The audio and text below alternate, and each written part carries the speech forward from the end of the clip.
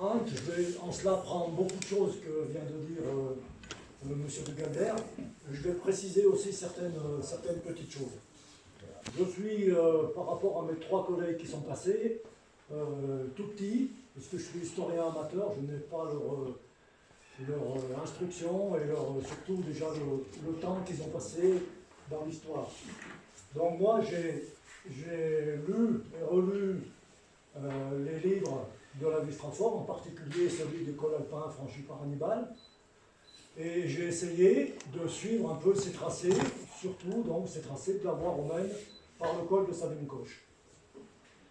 Alors bien entendu, quand on part sur les traces de Lévi-Strauss, tout chercheur pense un jour découvrir là l'objet magnifique, l'objet unique, qui fait que on va prouver que les Carthaginois sont passés là.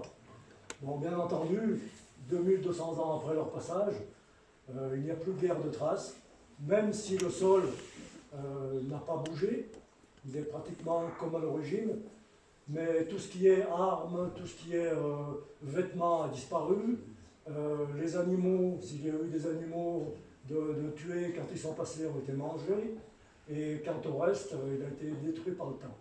Donc, celui qui se lance dans le vallon de Savine en espérant trouver le Graal, il faut qu'il ait une chance extraordinaire et pratiquement impossible.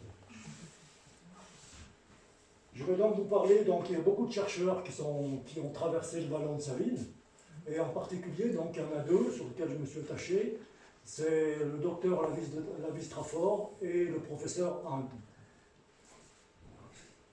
Donc, le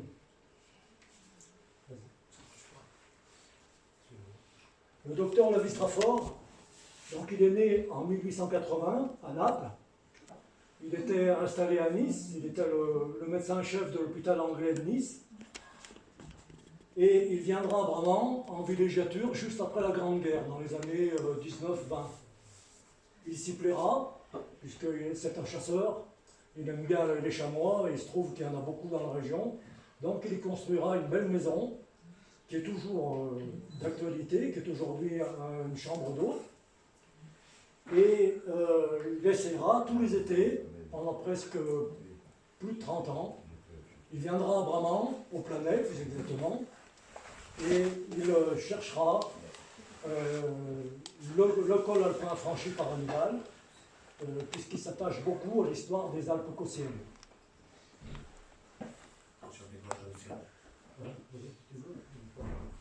Marcel Favre dice che si è basato su 2 personaggi che hanno lavorato molto sul colle di Annibale, si sta presentando adesso il dottor Lévi-Strauss e Patrick Hunt, che è il professore dell'Università di Stanford. Ci diceva prima Marcel che è difficilissimo trovare delle tracce, diceva che come il Sacro Graal è difficilissimo trovare delle tracce adesso sul passaggio di Annibale, e tutti ci stanno provando e lui sta facendo lo stesso. Ha letto il lavoro di Lévi-Strauss, che ci ha detto prima che è nato a Napoli, era primario dottore dell'ospedale inglese di Nizza ed è venuto in villeggiatura a Bramant, dove aveva uno chalet, era un cacciatore e ha dedicato le sue ricerche sul passaggio di Annibale sul Savine-Coche. Donc à Marc-Antoine de Lévi-Strauss, puisque c'est son prénom, on lui doit également la réfection de l'église de Saint-Pierre d'Estravache, qui à son passage dans les années juste après la Grande Guerre tombait pratiquement en ruine. Il l'a consolidée avec ses moyens personnels. Il a embauché un maçon du pays et aujourd'hui c'est pratiquement la même église que vous voyez dressée. Questo è interessante perché Lévi-Strauss ha finanziato personalmente il recupero della chiesa di Saint-Pierre d'Estravache e l'ha ricondizionata come la vediamo adesso. Et puis il écrira de nombreux ouvrages, en particulier des petits opuscules traitant de sujets bien particuliers, il y en a au moins une quinzaine, et surtout celui que vous venez de voir, le col alpin franchi par Hannibal, dont je me suis servi pour vous parler aujourd'hui. Alors, Lévi-Strauss est un historien, c'est un docteur, bien entendu, et il est, comme tous les historiens, sans doute très méthodique, et il s'attache aux faits et il recoupe surtout ces informations. Il va donc étudier les revues littéraires, les données littéraires de l'Antiquité, en particulier, comme l'a dit M. de Galbert tout à l'heure, celle de Polybe et celle de Tite-Live. Polybe est un grec qui écrira environ 50 ans après le passage d'Hannibal, et lui est assez rigide dans son style. Il décrit les choses, malheureusement il ne donne pas très peu de noms de lieux, ce qui fait qu'aujourd'hui on cherche toujours le passage d'Hannibal. Et permettez que je me retrouve. Voilà. Il écrira lui aussi de nombreux textes, plus d'une trentaine, malheureusement. On en a, je crois, 7 ou 8. Les autres sont soit perdus, soit dans des collections privées. Et Tite-Live, lui, par contre, est romain. Il copiera en grande partie Polybe. Mais lui rédigera un style beaucoup plus romancé. C'est un romancier, donc il enjolivera les choses. Mais sur les faits, sur les points principaux, il s'attachera, il sera identique à Polybe. Alors, avec les deux textes, Lévi-Straffor, par recoupement, définit 9 points auxquels doit correspondre le col où est passé Hannibal. Ces 9 points obligatoires. Ils sont là, je ne sais pas si vous arrivez à lire. Donc, le col doit comporter un emplacement pour dresser sur le col un bivouac. L'emplacement doit se trouver côté gaulois, c'est-à-dire côté France aujourd'hui. Existe-t-il à proximité immédiate du col un promontoire où l'on voit la plaine du Pô? Au commencement de la descente, le terrain présente-t-il la possibilité d'un arrachement, d'un éboulement? Et le col est assez élevé pour être vide de pâturage, d'où souffrance des bêtes. On est au mois d'octobre, donc le col de Savigny-Coche, vous imaginez, il n'y a pas beaucoup de quoi manger. Trouve-t-on dans le voisinage immédiat du col de la neige susceptible de former des névés? C'est fort possible, on est à l'envers et les névés, on est à l'automne. Après le mauvais pas, trouve-t-on un endroit bien ensoleillé où l'on puisse dresser le camp? Oui, dans ce que je vais vous montrer, c'est la plaine du Dia, où on arrive au soleil sur des gros pâturages. La position de l'arrachement des terrains des précipices est telle qu'elle permette à l'armée d'atteindre la plaine en 3 jours, oui, de plaine du Dia en bas, soit Quemonde, soit Jalion, on y est en 3 jours. Et en débouchant, arrive-t-on chez les taurins, bien sûr, puisqu'on arrive sur la plaine de Turin. Marcel ci dice che Lévi-Straffor era un medico, era molto puntuale e ha fatto delle ricerche puntuali sul terreno, si è basato su Polibio e Tito Livio. Polibio ha scritto 50 anni dopo, era un greco, e ha scritto la cronaca precisa, mentre Tito Livio l'ha romanzata. Però da tutte queste informazioni Lévi-Straffor ha fatto 9 punti dove è venuto ad identificare il Savigny-Coche. Je précise également que Tite-Live romain a écrit presque un siècle et demi après le passage d'Hannibal. Donc forcément, il y a peut-être des erreurs, certainement des erreurs.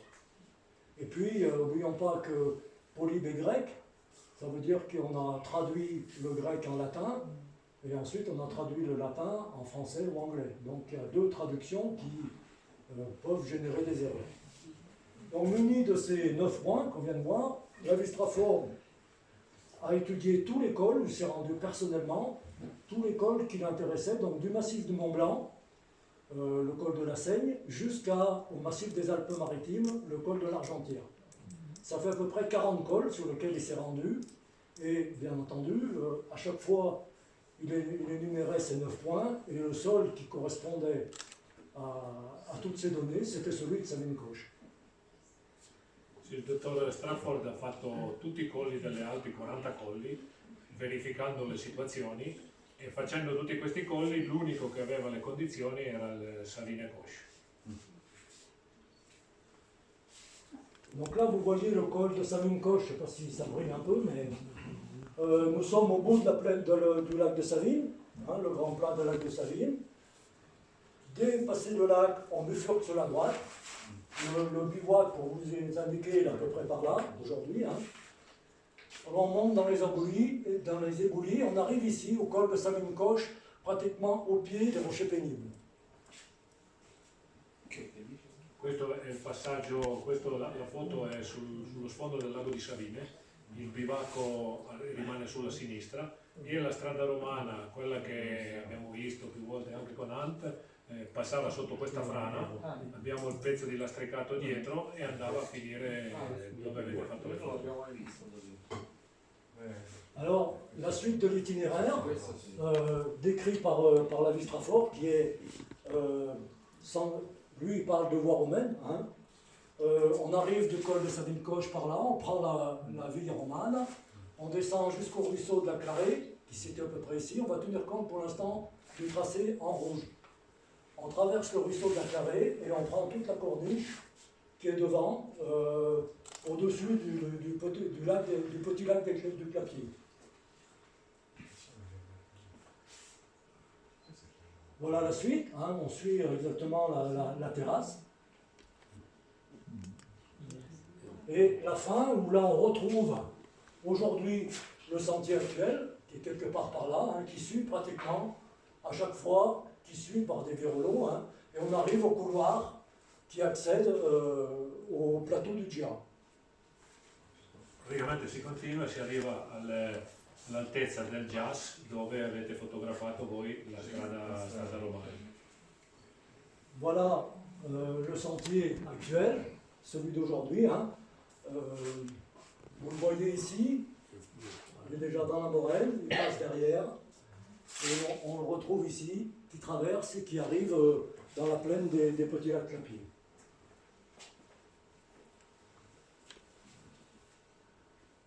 On va revenir en arrière. Je vous ai parlé du tracé vert, donc en faisant ces recherches, le professeur Lavistrafort a trouvé un ancien itinéraire qui, au lieu de traverser le ruisseau et de revenir devant la corniche, continue le long du ruisseau, passe derrière, passe, pour ceux qui connaissent, au petit lac Clapier, hein, qui peuvent être l'objet d'une excursion, ils sont très jolis, continue le promontoire. Voilà, ils sont toujours, je l'ai marqué dessus, mais en réalité il y a une combe derrière. Hein. Pour ceux qui étaient au bivouac le jour du jumelage, c'est exactement là qu'a eu lieu le boulement de pierre. Hein. Et puis, donc il se superpose à l'autre voie, dessus, et il traverse là toute cette zone d'éboulis, extrêmement dangereuse aujourd'hui. Hein. L'avantage, c'est que ce tracé arrive pratiquement au sommet du couloir quand vous allez à Vacaronne. Ça veut dire qu'il y a le couloir à traverser sur 10 mètres, et vous êtes dans les plaines du Gia, ou après vous allez à Exil ou même à Dialion sans aucun problème.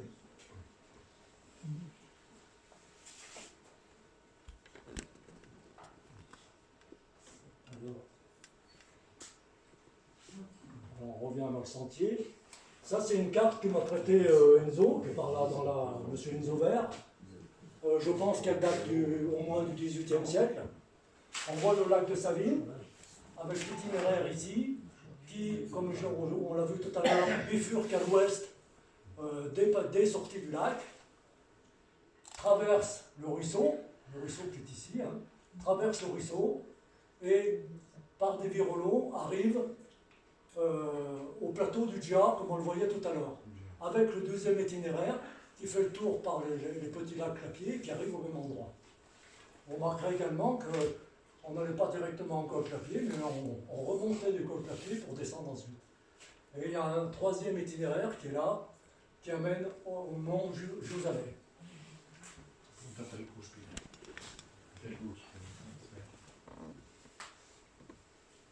Voilà. Alors là, c'est la borne, pour ceux qui connaissent la borne qui est au sommet du plateau du Gia, en dessous de Vacaronne.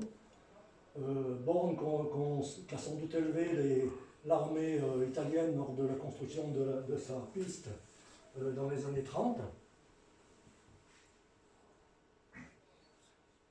Et là, c'est la même photo que M. Galbert nous a montré tout à l'heure. L'avantage de cette photo, c'est qu'elle date de 1923. 1923, c'est la dernière photo qu'on a avant le travail de l'armée italienne, puisque l'armée italienne va emprunter le passage en bleu pour alimenter en matériel tout ce qu'ils ont besoin pour faire les blocos de Clapier. Et il y en a presque une dizaine. Donc quand vous allez vous balader là-haut, vous voyez, il y a d'immenses blocs de béton. Il a bien fallu les amener sur place. Donc ils ont créé un chemin à travers ces éboulis, un gros travail, un magnifique travail d'ailleurs, qui leur a permis d'amener le matériel. Bon, le problème c'est qu'en faisant ça, bien entendu, s'il y avait des restes de voies romaines, ils ont été détruits.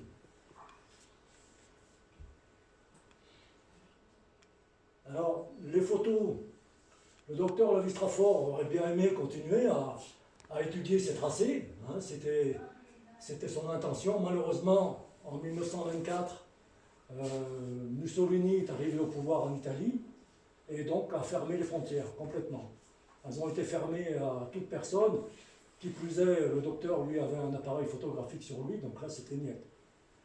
Jusqu'à la guerre, 40, 45, et de 45 à 48, la montagne était interdite parce qu'il fallait la sécuriser, la déminer. Il y avait des mines de partout, posées en grande partie par les Allemands.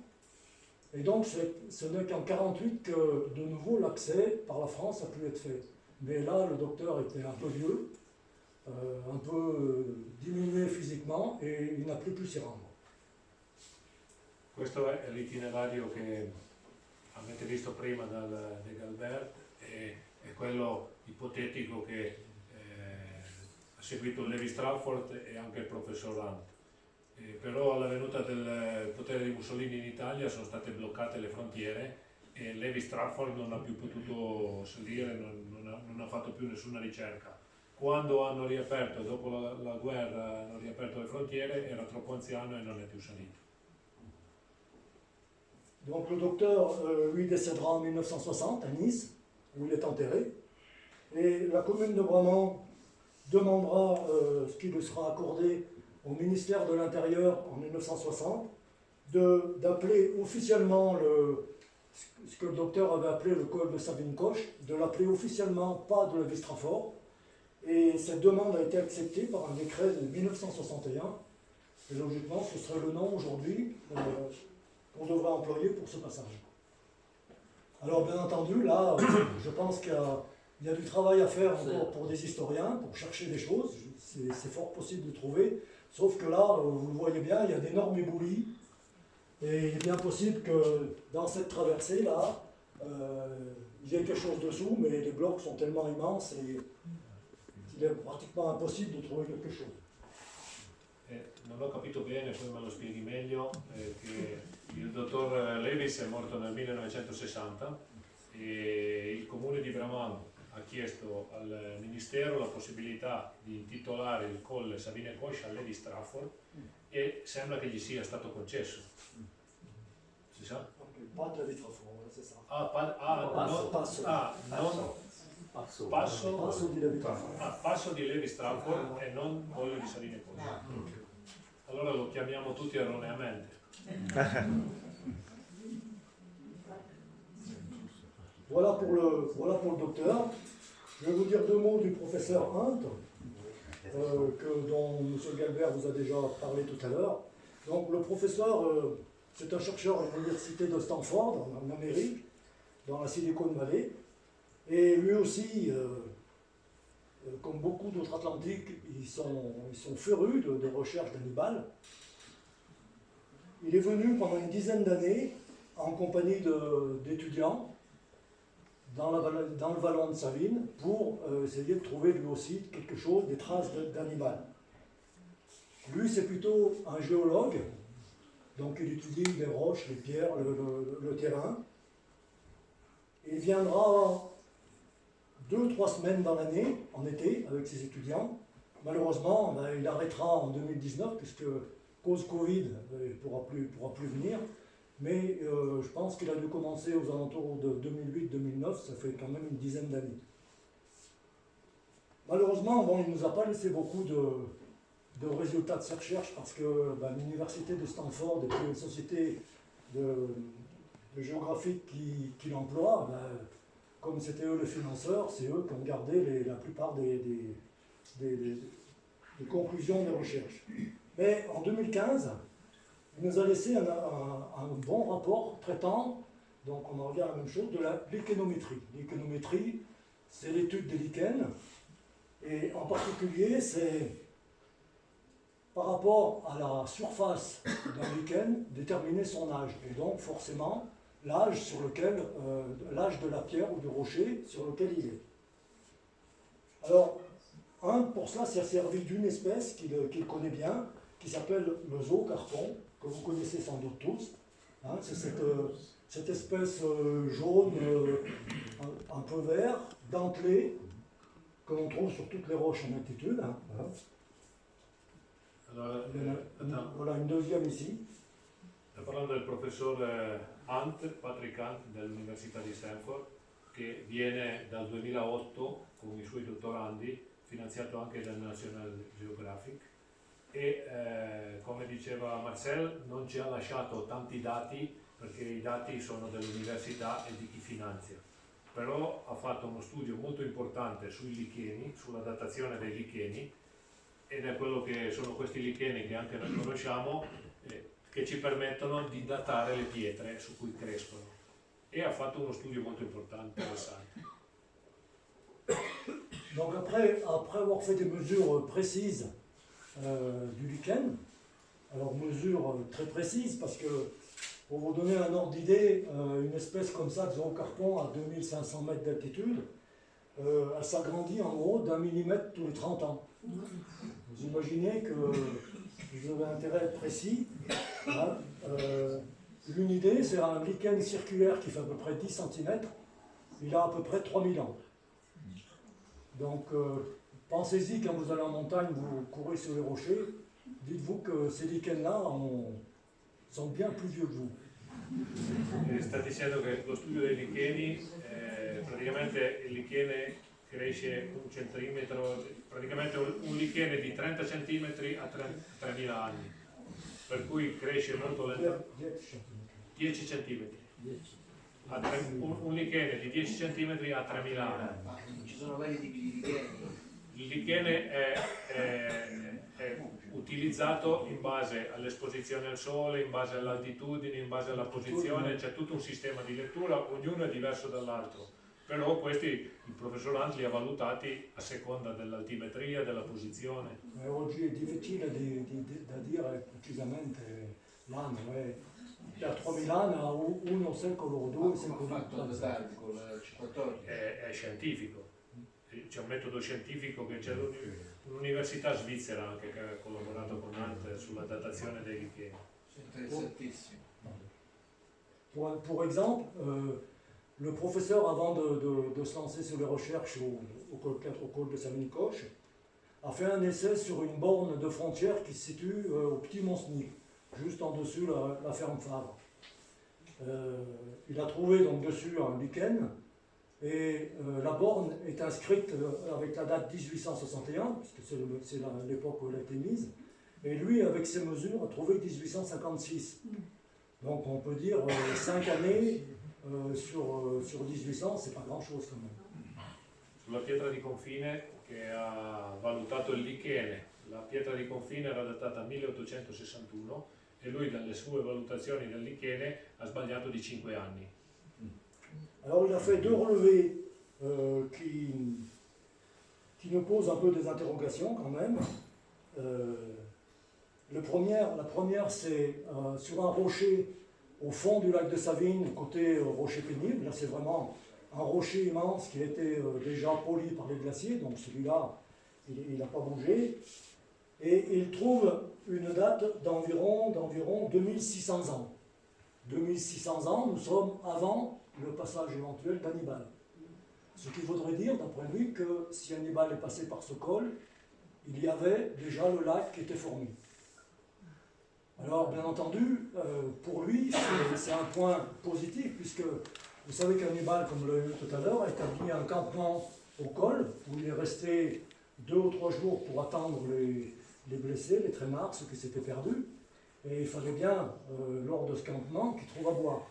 Un lac à proximité est un atout de plus pour dire que cet endroit il est encore plus favorable malgré les 9 points qu'on a vus tout à l'heure.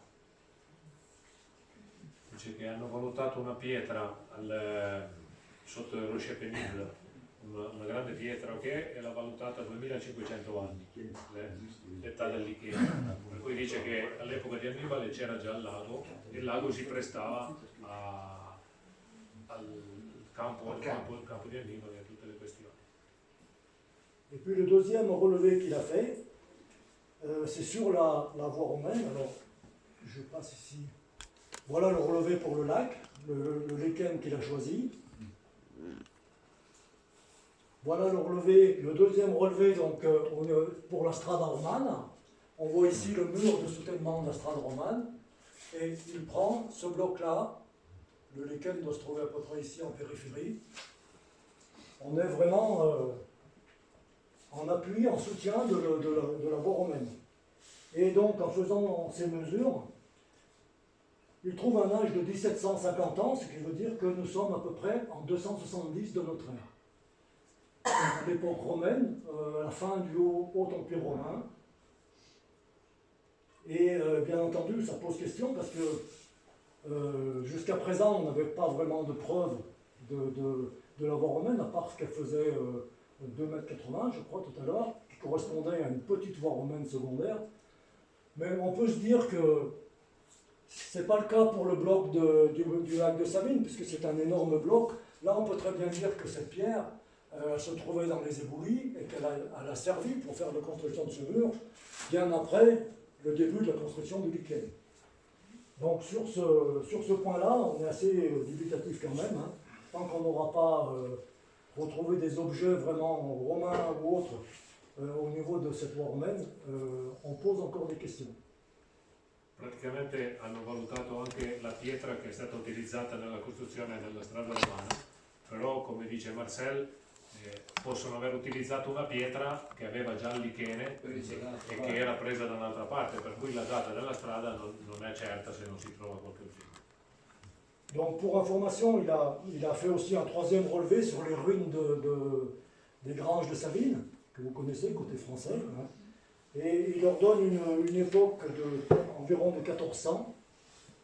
Donc nous sommes au haut Moyen-Âge. Mais là c'est pareil, il a pris une pierre de construction des ruines, des maisons, et elle peut très bien venir d'ailleurs. Hein. Il faudrait fallu faire plusieurs essais. Voilà, je voulais vous montrer juste une chose, je vais vous montrer, voilà l'étude, le lichen de la voie romaine qu'il a pris.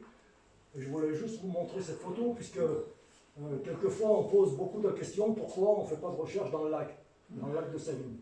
Ça c'est suite au débordement, enfin un sac d'eau qui est tombé sur le Mont Cenis, du côté des monts de la Vecchia, du Jusalet, et bien entendu, au fond, là, un peu plus loin que la photo, ici, il y a un énorme couloir qui arrive dessous la Vecchia et qui a amené une immensité de détritus, de terre, d'herbes, de branches, de cailloux dans le lac. Là, il a fallu pratiquement 3 semaines pour que le lac redevienne propre. Et moi, j'ai vu ces choses-là 2 fois en 20 ans. Ça veut dire que depuis qu'Hannibal est passé, il s'est peut-être reproduit des centaines de fois. Ce qui explique, il y a eu des recherches, hein, il y a un pêcheur qui a fait une vidéo du fond du lac, et des gens du CNRS qui sont venus. Le problème, c'est que le fond du lac, on a environ 1 mètre, 1,50 m d'humus, de terre, qui recouvre tout le reste. Pour retrouver des vestiges datant d'époque d'Hannibal, il faudrait enlever toute cette terre, ce qui est pratiquement impossible. Voilà, je vous remercie. Parce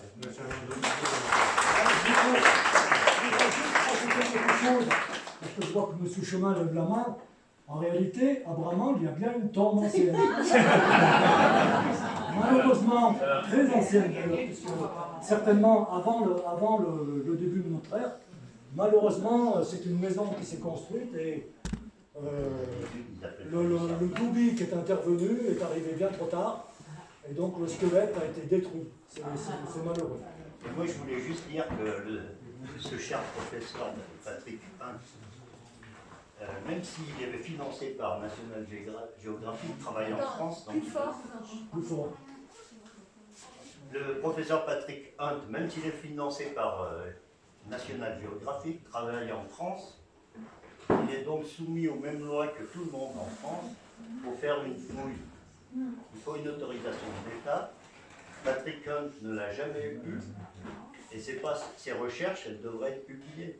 Faire des fouilles pour garder ses recherches secrètes, c'est comme si ça n'avait servi à rien. Elles sont certainement publiées, mais bon, il faut sans doute acheter les Il revues. n'a jamais réussi à avoir l'autorisation de fouille. E questa è una piccola polemica interna. No, c'est la loi. Sì, lui dice che il professor Hunt ha fatto delle ricerche, ha fatto degli scavi senza avere nessuna autorizzazione e si tiene i risultati della ricerca. E lui è un archeologo, ha spesso di questi problemi. Marcel dice che le ricerche ci sono, bisogna solo trovarle. Devo dire, si trova una roccia, un'incisione, un'incisione, sembra di Il dice il y a le lichen sur les gravures. Ah oui. On peut dater la gravure. À condition de trouver des beaux lichens comme on a vu. La condizione è di trovare il lichen sano. Se abbiamo lichen così non possiamo. questo Non possiamo. deve essere sano. Dobbiamo trovare il lichen là, che fa una sola lichen. Il lichen unico che cresce. Questo è impossibile. Trouver un buon lichen. Après la gravure, bilan après la gravure. Un lichen essenziale.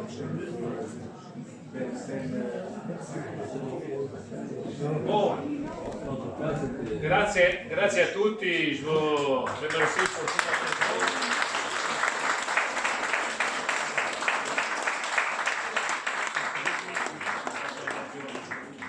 Et Albert, il veut faire une conclusion qu'il m'a demandé avant.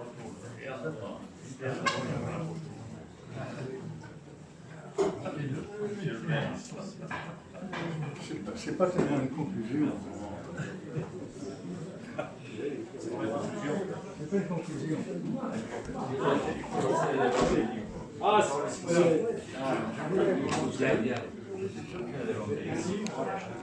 Qui raconte les premières chroniques avec 250 images. Il y a d'abord une quarantaine d'images provenant des manuscrits illuminés du 14e, 15e siècle. Il y a 30 tapisseries du 16e siècle, tapisseries de Bruxelles, 5 ou 6 du 17e qui sont au musée du Louvre. Okay. Vous avez des monnaies romaines, des monnaies carthaginoises d'Espagne. Et l'une d'entre elles est très intéressante parce qu'elle montre les éléphants d'Hannibal. Les éléphants d'Hannibal avaient de grandes oreilles et le dos comme ça. Qui n'est pas du tout comme un éléphant indien. C'était une race disparue d'ailleurs, comme il a été dit. Et ce qui est intéressant aussi, c'est qu'on peut mesurer la différence entre conducteur et l'éléphant. Donc en fait, c'est des très gros chevaux, mais très agiles par rapport à un. Alors. Excusez-moi. Le livre. Il professor De Calbert ha detto che lui ha pubblicato questo ultimo testo che si è basato su tutti gli arazzi che sono pubblicati, sono in tutti i musei francesi che raccontano l'epopea di Annibale. Ha detto che gli elefanti erano più piccoli, erano bassi e questo si capisce dalla dimensione dell'uomo che si metteva vicino all'elefante. Alors une autre chose, j'ai quand même reçu un remerciement de Jean d'Ormesson qui m'a écrit bravo, merci pour votre cadeau, qui mérite beaucoup d'éloges. Et le meilleur des éloges qui m'a été donné, c'est, figurez-vous, par un lord anglais. Parce que ce livre est bilingue. J'ai des images au milieu, et puis à droite, j'ai le texte français, le texte français, c'est en général une traduction de Polybe ou Tite-Live, et de l'autre côté, le texte anglais. Et alors, cet homme, ce lord, d'ailleurs parfaitement français, il y en a eu beaucoup ici, avec John Holt, c'est un ami de John Holt, m'a écrit un éloge fantastique. Je lui dis que je ne veux pas vous le lire. Il est sur le livre. Alors, moi, je voulais vous le montrer, parce que c'est très intéressant. Surtout pour les Italiens, parce que finalement, ils racontent surtout la guerre d'Hannibal. La première guerre punique, c'est pas beaucoup. Dans la première guerre punique, on montre comment les Carthaginois ont été battus par les Romains. Au début, les Romains n'avaient pas de marine de guerre. Alors, ils ont copié les bateaux grecs et carthaginois. Et à un moment, ils perdaient toutes les batailles contre les bateaux carthaginois. C'était très rapide, il y avait 300 rameurs par bateau, donc ça allait très très vite. Alors, ils ont inventé une nouvelle façon d'attaquer. Ils ont mis une passerelle pilotante en haut du bateau. Okay. Et ils attaquaient les bateaux, ils avaient mis 50 légionnaires sur leur bateau premier. Donc ils abaissaient le truc, et les 50 légionnaires se précipitaient sur le bateau. C'est comme ça qu'ils ont gagné la bataille de Mille. Alors, detto che lui ha presentato questo libro e ha ricevuto un elogio che l'ha fatto molto molto contento, che era dei baronetti e sir che hanno attraversato nel 59 con gli elefanti Annibale, gli hanno fatto dei grandi complimenti e lui dice che è molto importante questo libro anche per gli italiani perché racconta tutte le battaglie di Annibale contro i Romani in Italia e stava parlando dei rostri, i famosi rostri che i Romani hanno utilizzato per vincere poi i Cartaginesi perché non erano abituati alle battaglie navali e hanno usato questi ponti con i rostri per vincere i Cartaginesi. Et alors, il a, sur la guerre punique, la troisième guerre punique, il y a très peu de temps, il y a prochaine image. Mais je vais vous le montrer. Non, je vais montrer une image qui sont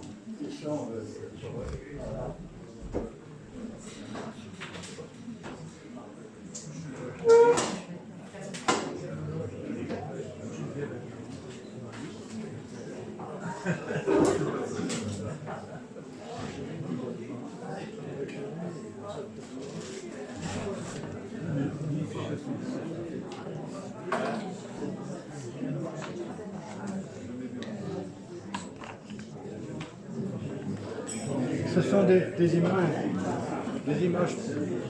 images très émouvantes. Ah là là, mon Dieu.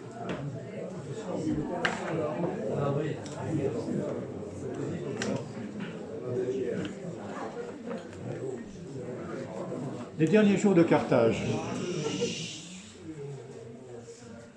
La femme d'Asdrubal insulta son mari qui s'était rendu aux Romains et se jeta dans un feu avec sa plus belle robe. Alors ça, c'est la première image. La deuxième image, c'est la même chose. C'est une peinture italienne du 7e siècle, une magnifique image, peinture. Et on voit la femme d'Asdrubal qui a joué son mari et qui se jette